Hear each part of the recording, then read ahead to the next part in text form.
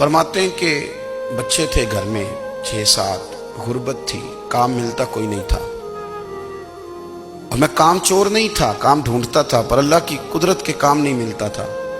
فرماتے ہیں کہ میں نے ایک دن اپنی اہلیہ سے کہا کہ آج میں پھر جاتا ہوں کام ڈھونڈنے، تو میری بیوی بڑی فرما بردار تھی، پر اس دن نہ غربت کے ہاتھوں تنگ آ کے کہنے لگی آج نانا کوئی تو چیز لے کے آیا، تو مجھ سے بچوں کی بھوک نہیں دیکھی جاتی ہے، سب روگاں دا روگ محمد جس دا نام غریبی، کنڈ بلا کے لنگ جاندے نہیں دوست یار قریبی، آج نہ کچھ لے کے آیا تو میں بچے لے کے میکے چلی جاؤں گی۔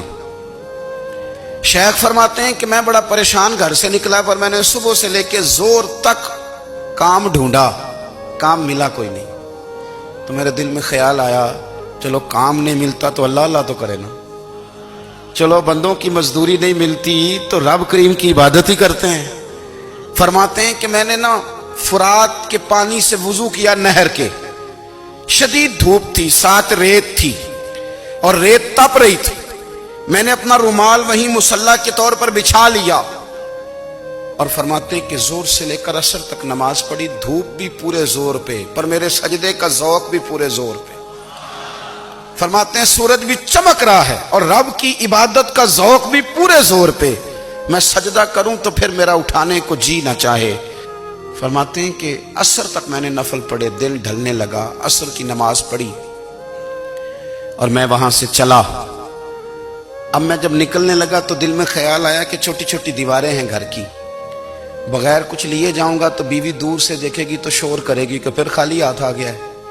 کہتے میں نے اپنی اسی رومال میں جس پہ میں نے نماز پڑھی تھی نا، رومال میں کی آخی دے پنجابی جو صافہ کہتے ہیں، اسی میں نا میں نے کچھ ریت بھر لی کہ وہ دور سے دیکھے گی تو سمجھے گی کچھ لے کے آیا ہے، چلو جا کے اسے بتا دوں گا کہ آج پھر مزدوری نہیں ملی۔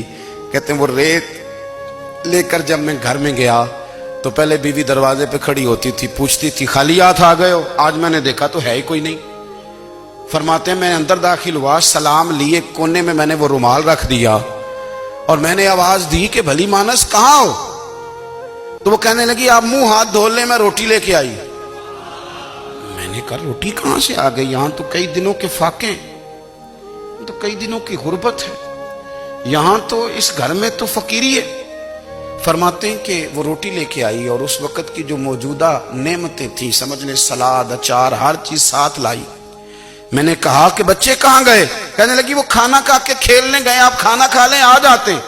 کھانا اس نے چن دیا۔ میں نے حیرت انگیز لہجے میں ساری نعمتیں اپنے دسترخوان پہ دیکھ کر کے بیوی سے پوچھا یہ کہاں سے آیا کھانا؟ بچوں کو تو نے کہاں سے کھانا کھلایا؟ یہ سارا کچھ کیسا ہے؟ تو کہنے لگی پتہ نہیں آج آپ کس کریم کی مزدوری کرنے چلے گئے تھے، پتہ نہیں کس کریم کی، میرے گھر میں تو اتنی نعمتیں آئی ہیں کہ مجھ سے سنبھالی نہیں جا رہی، اتنا اناج ہے، اتنا گندم ہے، کس کریم کے دروازے آج چلے گئے تھے؟